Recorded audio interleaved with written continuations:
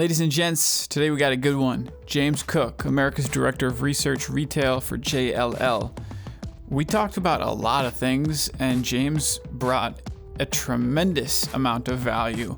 A couple things we covered, e-commerce versus physical retail, Class C malls being repurposed and redeveloped, automation in physical retail stores, and then just predictions and trends that he's seeing moving forward. Let's get into it.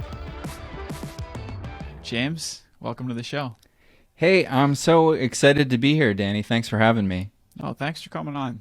Can you just give yourself a little introduction as far as what that title means, what you're focusing on a day-to-day, kind of what's your world like? Yeah, so JLL is a big company, and I kind of focus on a very small part of that. So I work like a commercial real estate services company, but specifically, the kind of clients that I work with are retailers and shopping center owners and developers, doing things like, helping them think about what the future of retail might hold. So I like to tell people that my job is to think about the future of retail. It's funny, when I kind of started this career, it was thinking about 10, 15, 20 years in the future. When COVID hit, it was like people were like, hey, James, what's going to happen next week? So the scale really went down. Thankfully, Danny, we're talking at a time where it feels like things are normalizing again. So I'm thinking big picture again. I'm really excited about thinking into the future of retail. Yeah, no, that is exciting. And thinking back to those COVID times, it seemed like years were becoming compressed down into weeks. So it's probably good that you were thinking years out because you were prepared. The state of the whole industry seems to, I'm trying to get a grip on it. For the longest time, I've heard retail is dying, retail is done, like it's no more, e-commerce is here. But it seems like retail has been sticking around, and it's. I was looking at some of the research, and it seems like it's been growing. Actually, I don't know if that's accurate or not, but what are you seeing as far as trends and kind of just the overall landscape? Yeah, I mean, if you ask a person on the street and say, hey, how much retail do you think happens online? Give me a percentage. People would say, 50%, 60%, 90% sometimes. But the truth is, it's really low. It's about 13% of all retail sales occur online. Now, when COVID hit, that went up. So we had basically like a 3-month period during the lockdowns where there was a bounce in online. But it's been trending down every quarter since then. Retail sales as a whole are growing. It's been really good. We've seen a retail economy boom just right through COVID pretty much. But bricks and mortar retail is growing much faster than online now. And a lot of people don't realize that. So the overall percentage, they're both growing, but the overall percentage of online sales as a percentage of all retail sales has actually been shrinking for really since 2020. And what do you attribute the growth of the bricks and mortar coming back? Is it the same types of stores that are coming back and growing, or has there been a reshuffling of the types of stores, or what kind of factors are included in that? Yeah, so one of the interesting things that we saw is traditionally in the past decade or so, a lot of our retail sales, like our discretionary income dollars, have gone towards services like experiences, hospitality, going out to a sit-down restaurant, going to the movies. All that went away. So all of our retail sales switched to goods, and just the services dried up. So the places where these goods are sold that people want to get, and they want to get them now, that's where they're buying them. So that's where the physical dominance came into place. So, I mean, early days of COVID, it was just a grocery store, but that quickly changed. We saw a huge boom in home goods, a huge boom in hardware stores and DIY stores. So, like Home Depot and Lowe's. and people were not spending money on vacation. They were spending money on home improvement projects. And in the early days, before we had these supply chain issues, people would order stuff online, but a lot of it was going in and doing click and collect, which many retailers still consider in-store sales because you're actually buying it from that store, even though you're, you know, purchasing it, in an online setting. But a lot of people just wanted to get stuff immediately, so they'd get it in stores. Big box stores are bigger. There's more airspace between you and the other people, so it doesn't feel crowded. So people felt okay about doing that. Now that we've had a lot of supply chain issues, shoppers aren't as comfortable shopping online for things that they need by a certain time. So, I had to buy, what was it? I had to buy something for my wife, and it was like, oh, I'm totally blanking. Let's just say it was a knife sharpener, right? And online, there's like 20 or 30 different kinds to choose from. There was only one for sale in the store. I just bought that one because it was the one that was there, and I knew I would have it it's like a bird in the hand. So there's a lot of that sales that's been going to bricks and mortar retail. So with the experiential side of things, is that commercial space, is that being converted into goods, like retail goods type space, or what is that being repurposed into? So it was a temporary pullback in spending. So we saw, like, if you want to talk about restaurants, we saw some restaurants close. Some of these experiential places, anything, I don't know, like your bounce house or your movie theater, some of them closed.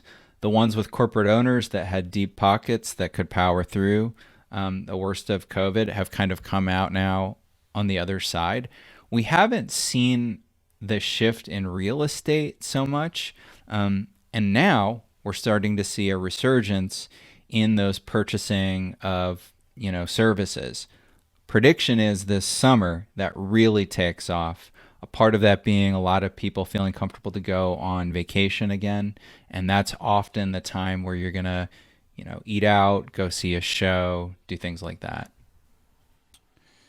And with all those restaurants and stuff closing, besides the ones with deep pockets, are you expecting a resurgence of new businesses and new restaurants coming up, or do you think the past 2 years have scared away any sort of entrepreneurial spirit?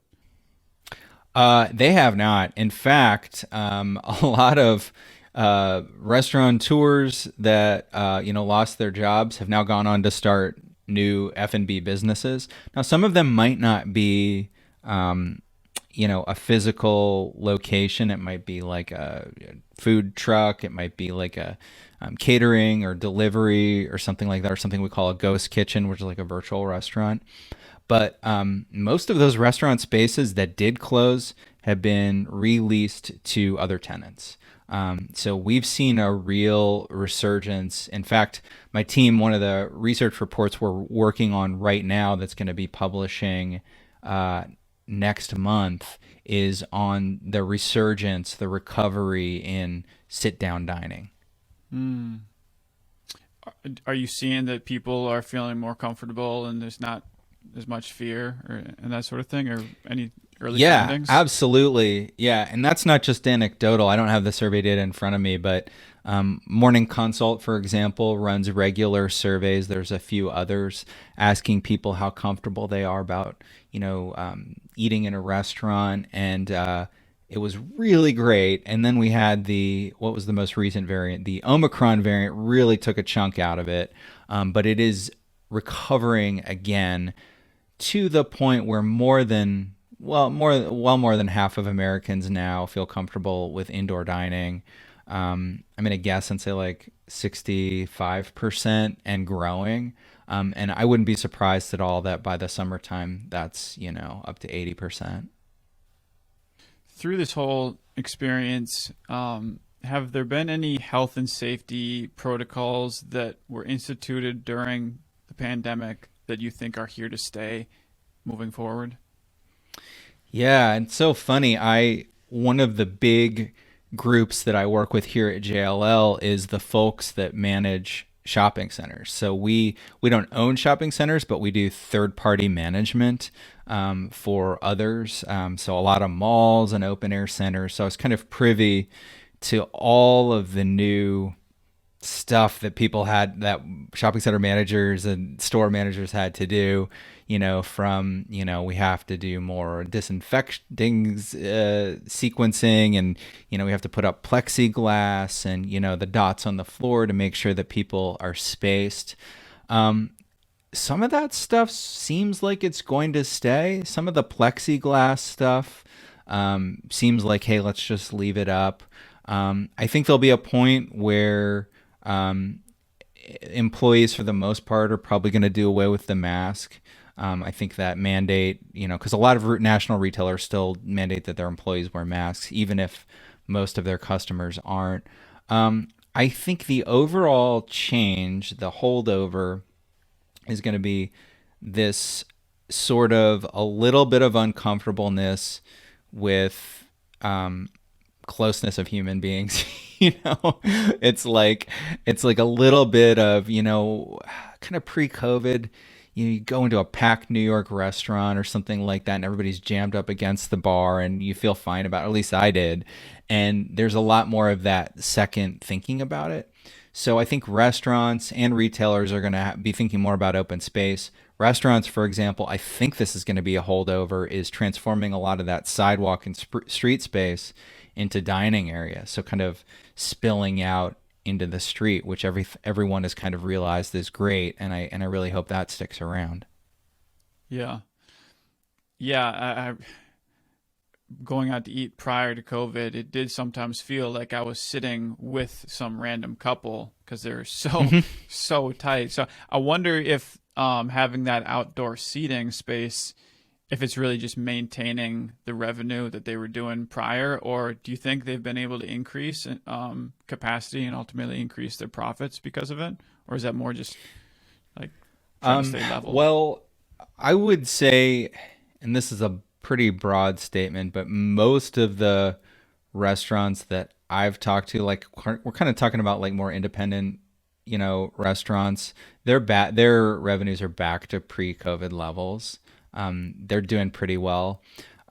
So the kind of the math with the opening up outdoor dining, that just allowed them to barely float along because the inside was either closed or at really low capacity. So they're now, almost all restaurants that I can think of are back at full capacity, and some of them have continued to use that street dining. They're not quite, I wouldn't say they're quite as busy as they were pre-COVID, but prices have gone up a little. So if you just look at it, we're not talking about profit, but you look at the revenue numbers, I think they're in line with pre-COVID at most like sit-down restaurants. Yeah. Yeah, speaking of prices going up, what's the overall sentiment right now with, I mean, inflation's at a 40-year all-time high, and then now with all this crazy world, crisis happening in Ukraine, there's just a lot of uncertainty. How does that affect retail and just shopping and commerce in general? Yeah, I mean, the inflation is really tough, and it's really COVID caused. It's that just because of this disruption of global supply chains, we've spent the past 10 or 20 years perfecting this just-in-time delivery of goods and parts of goods that we use in manufacturing. And it's just been so disrupted that it's made a lot of the inputs that go into the things we buy more expensive. And it's not great, and it's gonna take a little bit of time for us to recover. I mean, I'm not an inflation expert, but from what I've heard, expect the earliest for inflation to change sometime this summer, realistically sometime next year. In the meantime, where inflation is the highest is gas, and food, the cost of food, which for somebody who's like, upper middle class, not a big deal. Okay, I spend 5-10% more on food. I can swing it. But if you're a family with a budget, and you're already, living paycheck to paycheck, having, the cost of gas go up, the cost of food go up, it starts to create some difficult choices. So, I mean, that's what worries me the most about inflation. Not that it's going to be a long-term problem for years and years, but that in at least the short term, maybe the next year, it's going to push some difficult choices for families that have low incomes. Have you seen any trends of how businesses are trying to adapt to literally the inflation to help make their products, goods, services more affordable, whether it's more like buy now, pay later, or just repackaging, or how can companies help still kind of be that bridge until inflation is more under control? Yeah, I mean, I think it's all of the above. You mentioned the sort of explosion of new buy now, pay later apps, and I think that those services certainly help a little bit in the short term. If you can pay for something in installments, it makes it easier to purchase.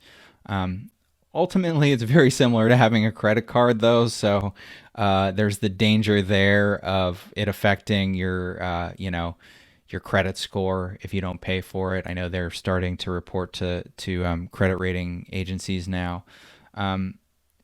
From the sort of retailer and restaurant side, some places have said, hey, we're going to pull back on the number of employees that we have working.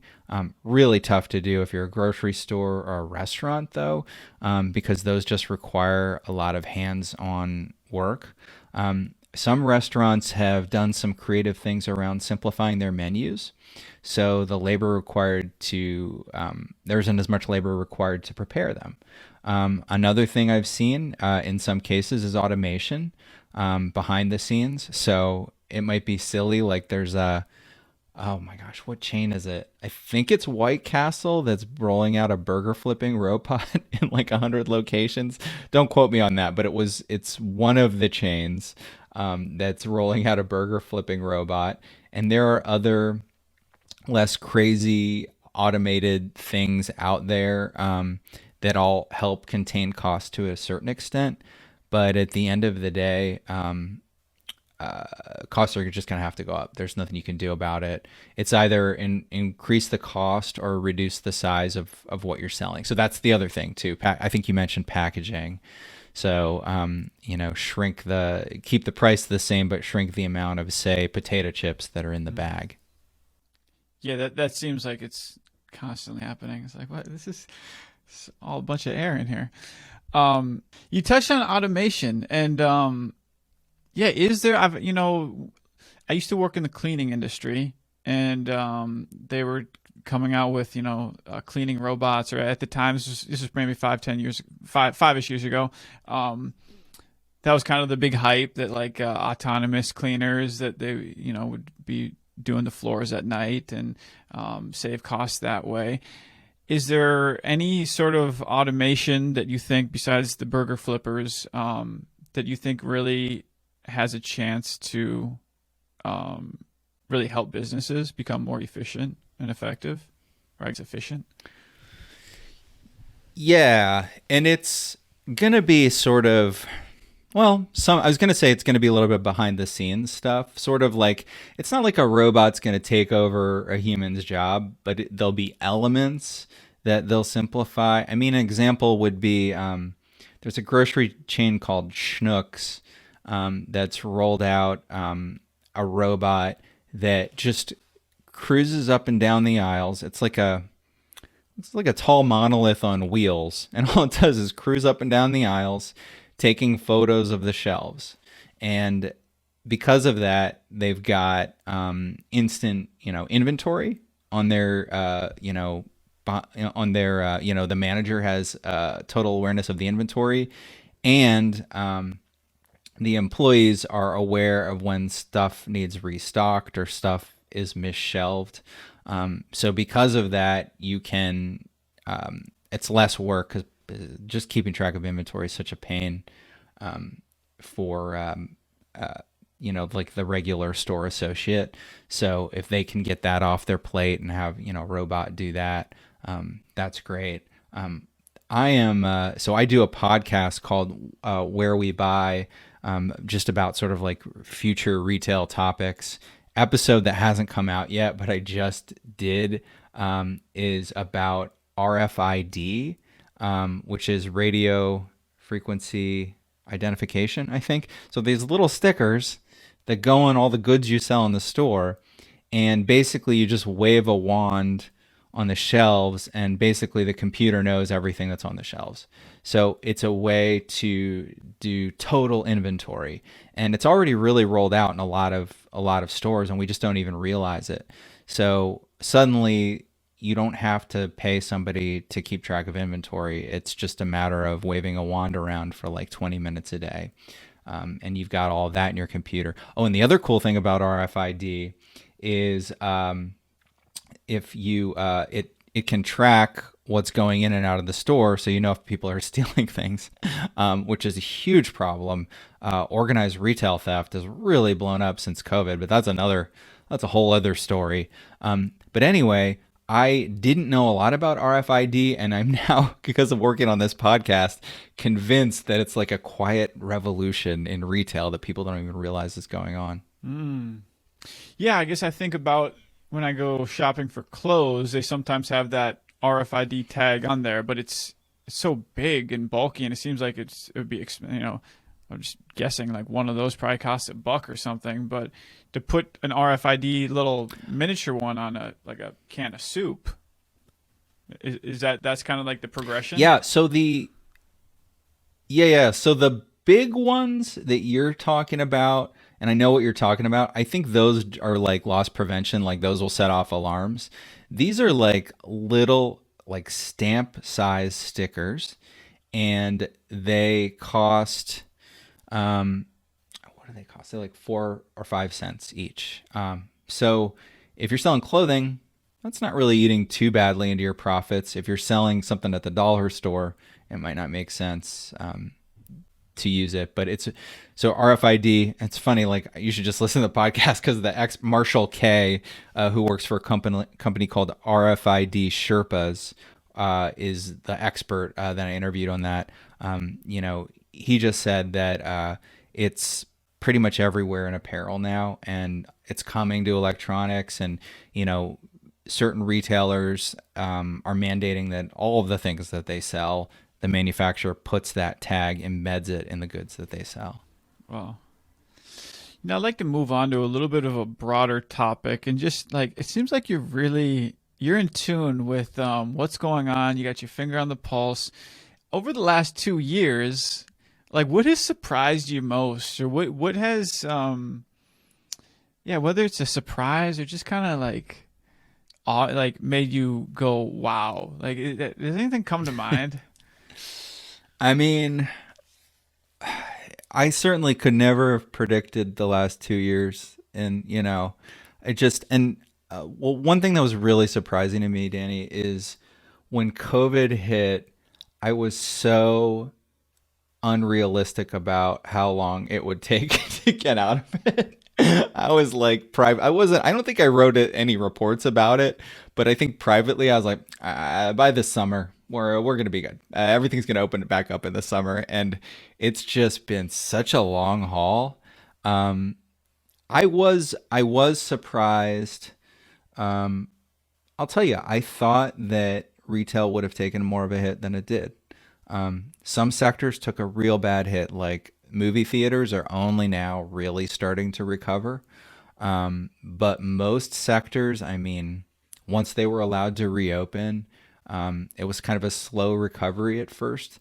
But yeah, I can't think of any sectors that I would say are really still struggling. Even fitness is getting back there to pre-COVID levels. It's not quite there yet, but yeah, it's the movie theaters that are still, the revenue's growing, but we need a few more of what was the big one? Spider-Man did like, I don't know, like 500 million or something in box office. You need some big IP hits that bring people back to the theater for full recovery. So do you think that we're past the phase where like the second shoe is going to drop? I remember for a while people kind of thought the stimulus checks and all that was a band-aid approach, and that is what was falsely boosting the economy. Do you think as you see these things coming back, are they coming back on a firm foundation? Yeah, I think so. I don't think that the stimulus checks were so big that they falsely propped up the economy. I mean, it was like, I mean, most of that went to people who needed it, you know? And it was good for the economy, and it was good for American families too. I don't, certainly haven't seen it in the numbers. I mean, the stimulus of checks have been gone for a while, and Yeah. retail sales continue to grow.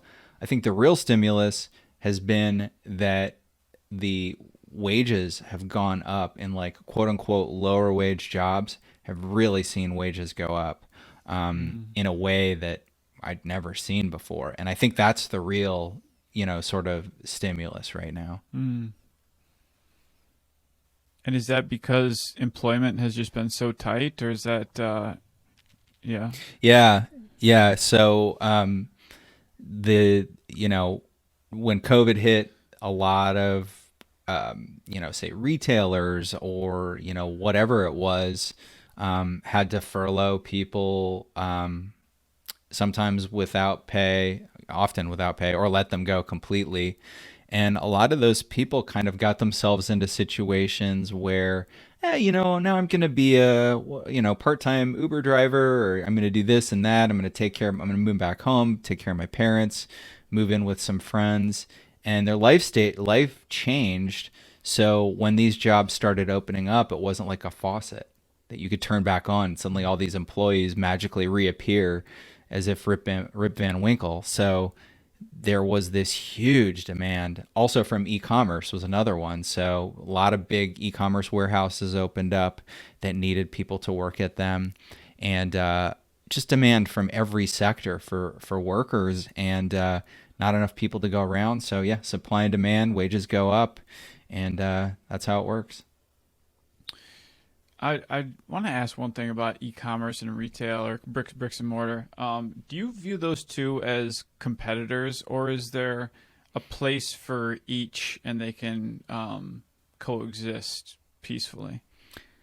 Yeah, it's funny way back in the day, when I started being a retail researcher, I think there was a real sense of competition, because you really had companies that were like, we're just online retailers, and other companies that were like, yep, we just sell stuff in stores. Now that's almost never the case. Every With a few exceptions, just a few I can think of. Every retailer that has a store also sells online, and a growing percentage of their sales, are going online. And then a lot of the online only brands have opened up a bunch of stores. I mean, you take, for example, Warby Parker. When they launched selling glasses through the mail, they're like, yeah, we're online only. We're never going to open stores. Flash forward to today, I think like 50% of their revenue comes from their stores that are mostly in malls, like the most traditional place you can put a store. So anyway, my point, I think, is that one isn't better than the other. It's all part of one strategy, online and in store. And really, it's not a battle. It's about getting the right mix for every individual retailer. Mm. Yeah, I've even noticed when I was Christmas shopping, Amazon has started to open up physical retail stores, four stars and above, or something like that. And I was like, well, that's interesting. Okay, so yeah, it's complementary. Yeah, it's cool. Okay, let's see. A couple other questions.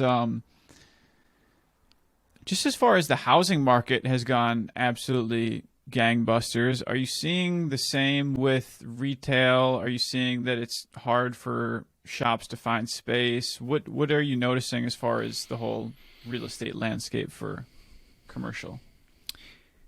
Yeah, it's a little bit different than housing because housing is really a story of lack of supply in a lot of places. The demand is like higher than the supply.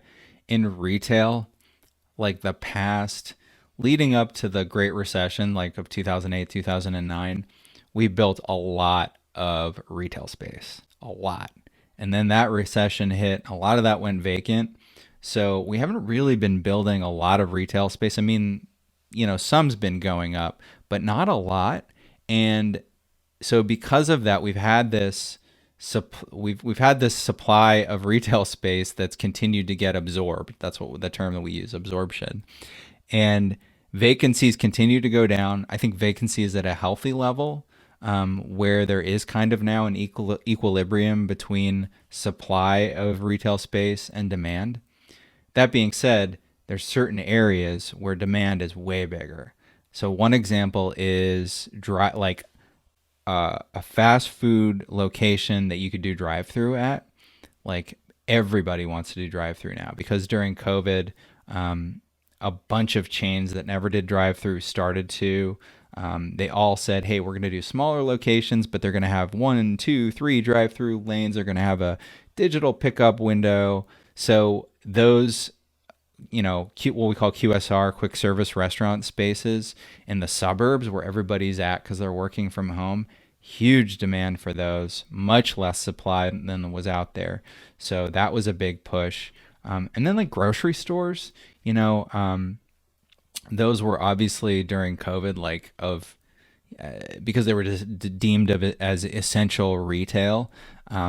Just a huge kind of demand for those. And now I'm talking from an investor standpoint, somebody who's going to buy and sell a shopping center as an investment. The biggest demand in retail has been for grocery anchored centers. And that's where all the value is because people think of that as, that is a stable investment. People love their groceries. You're going to continue to need to get your groceries.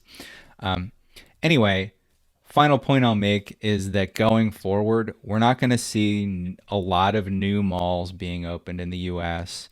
We'll only see shopping centers open up whenever there's a new neighborhood. So there's a new development to serve them. We're not going to have all this crazy overbuilding that we saw back in the beginning of in 2005, through 2009.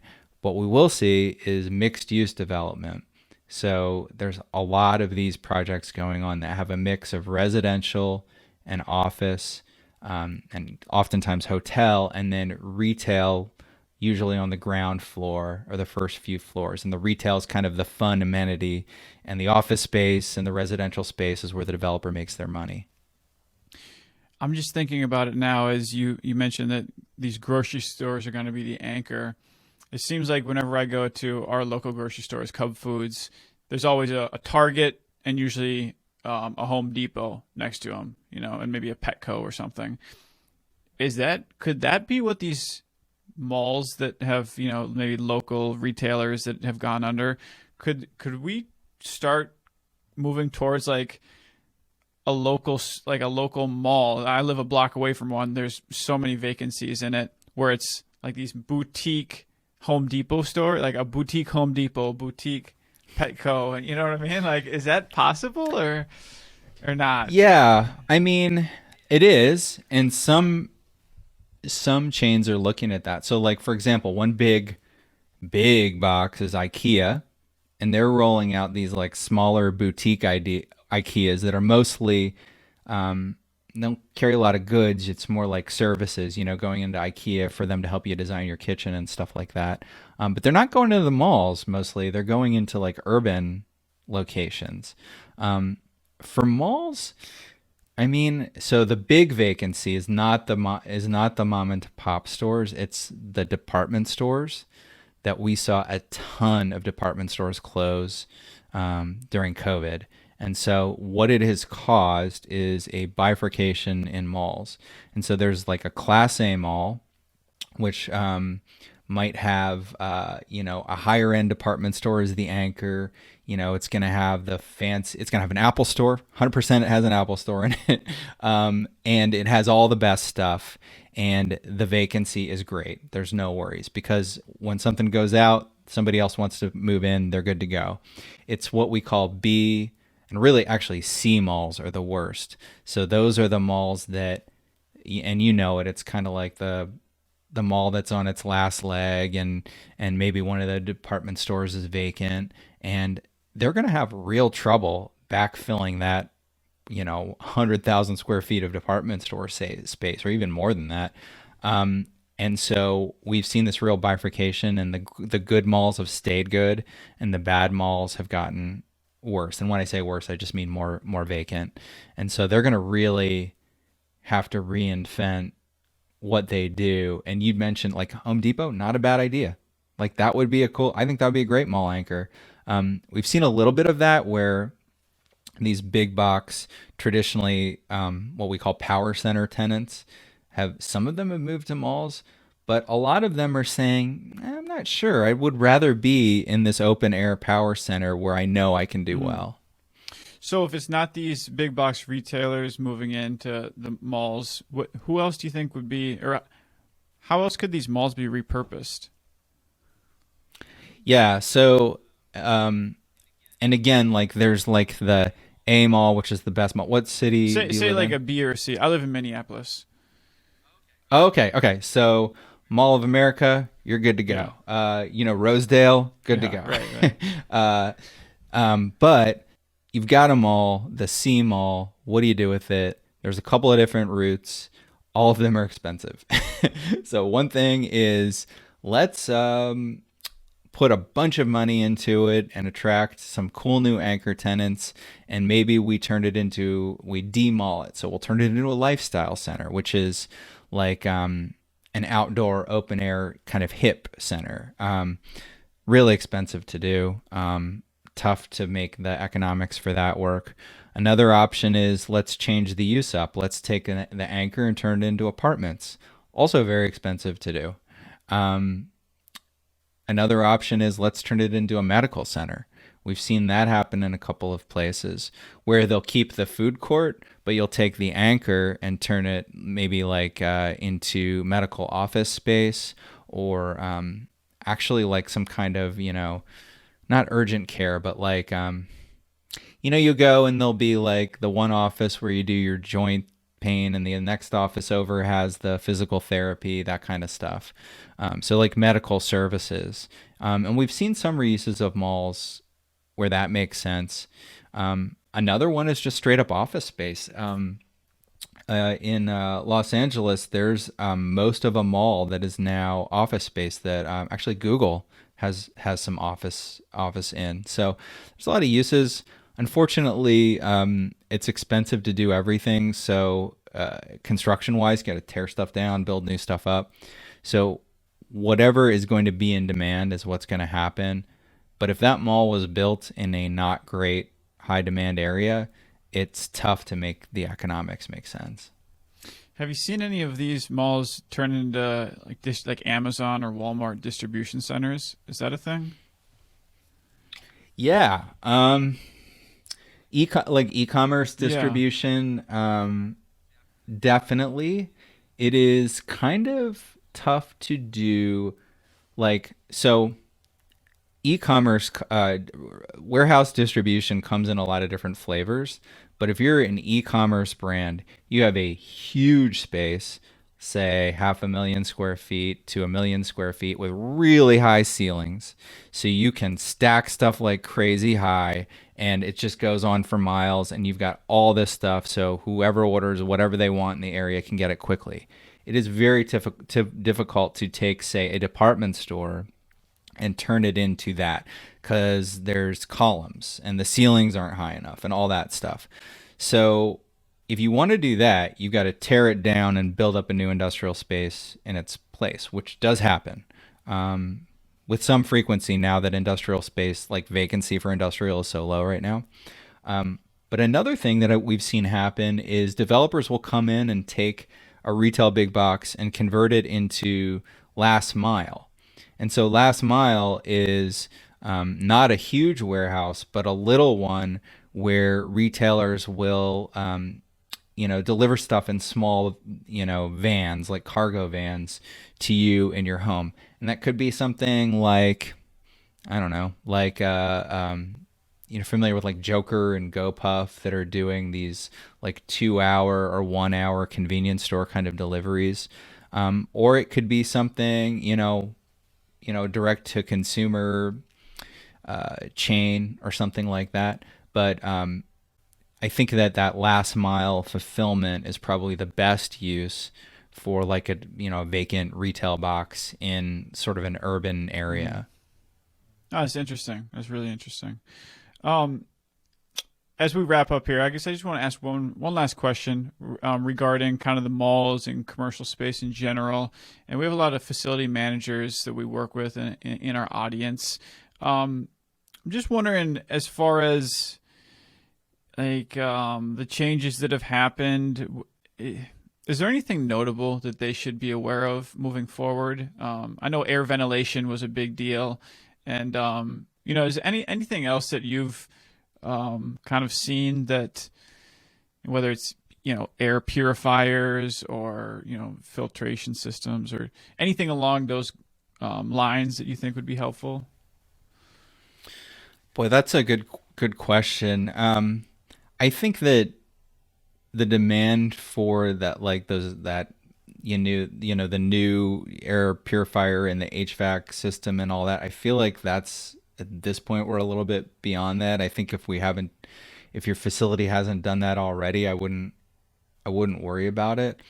In general, property managers don't always love me because I think big picture. They're very nuts and bolts. I've given presentations, because I'm talking about, hey, here's some big picture cool things that are going to happen 10 years, 20 years in the future, or here's how I think it's going to go long term. And then they'll come up to me after a presentation and be like, yeah, but how does that physically work? Like getting really into the nuts and bolts, and which I enjoy. But that can also be the challenge. I often find facilities management people are just very, detail oriented and want to know exactly how something's going to work. So that's a long way of me saying that I don't think I have any Yeah. great advice for you facilities people out there, and I apologize for any damage that I've caused to you. No, that's okay. That's okay. I'll edit that part out. No, you're fine. You're fine. And here's the worst is when I give a presentation to like a group of executives, and then I'll talk about a bunch of cool stuff like, oh, here's something that's going on in Europe or something. And then they'll turn around to their facility managers and be like, hey, why aren't we doing this here? And yeah, that's what I should really apologize for. You made me think of just one last thing, and it's the last mile and these cool things that are happening maybe 10 years into the future. We've heard a lot about drone delivery. Do you think is it approaching? Is it a thing that's going to happen, or is the last mile, is that just too big of an issue, or have you, I guess, heard much about that? Yeah, I've been tracking it pretty closely, and there have been, if you're talking about aerial Yeah. drones, there's been some experiments. There's, I want to say, a place in West Virginia, Australia. There's a couple of places that have done some sort of small experiences with ordering food and getting it delivered by drone or other items. So drones are definitely a part of the future, but not in the, hey, I'm going to order a Big Mac and it's going to bring it to me. I think that, well, a couple of things. One is drones are already being used in places like China to deliver not just one individual order, but like, for example, out in more rural areas of China, they'll do daily shipments via drone, and then somebody will pick it up and do the last mile delivery on like a moped or something like that, a small delivery device. So it's not last mile; it's the mile before the last mile. I think that works. I think we have a lot of FAA issues here in the U.S. And a lot of us aren't comfortable with a lot of drones flying, buzzing around. So I think what happens before that is the smaller wheeled vehicles. And they can be, I think people think, oh, autonomous vehicle, it's going to be like a car, but without a driver. But a lot of these are a lot smaller than that. And they're already active in a lot of places. You know, in San Francisco, for example, there's a lot of places where you can order delivery, and it's a little almost not even R2D2 size. It's like pretty small, like say half the size of R2D2 that rolls down the street. And then you get a message when it's at your house or at your apartment. You walk outside, you scan a code, and it pops open and your food's inside. I think that things like that, deliveries with a variety of autonomous vehicles, some that haven't even been kind of figured out yet, I think that's definitely part of the future, because last mile delivery is so expensive. Talk about cost savings. I didn't even think about that. The delivery portion of it. It's just so expensive to deliver things. That's why things are usually cheaper if you buy them in the store, is because they don't have to pay to deliver it to your house. Well, James, this has been phenomenal. Like, just awesome information. Gotten to ask a lot of questions that I just kind of been randomly floating around in my brain. So thanks for going on all these different little tangents with me. Is there anything what haven't I asked that you want to share that, you know, would be valuable to the listeners? Wow, great question. You know, I'm really, you know, I think I touched on this. I think this summer is a return. It's going to be an experience explosion. I think all of us are ready to go out and have fun. And I think the shift towards services over goods in terms of like what people are spending money on, I think that's going to return this summer. A lot more people going on vacation. Hopefully the return of international vacations as well, as those borders reopen. And there's a lot of cool new experiential concepts out there that are popping up. Literally, some are pop-ups, like Instagram museum type places, but there's all kinds of different stuff. So, there's a Harry Potter store that's opened in Manhattan that's supposed to be amazing, totally themed, done up, in the style of the movies. There's a whole mall of experiences in Las Vegas that just opened up called Area 15 that I'm not even going to go into because it's so insane. I'll just say, so Google Area 15 to figure out what that's all about. But anyway, I talk about this stuff all the time on my podcast. It's called Where We Buy. And you can find it on any podcast app or go on the web to wherewebuy.show. And we also do a weekly video kind of talk show, my whole team, called Everything We Know About Retail. And it's on YouTube and LinkedIn, but you can get to it by going to everythingweknow.show. Awesome. Well, I'm going to be checking that out and look forward to hearing some more from the cutting edge industry. And James, thank you so much for coming on the show. Thank you, Danny. It's been a lot of fun.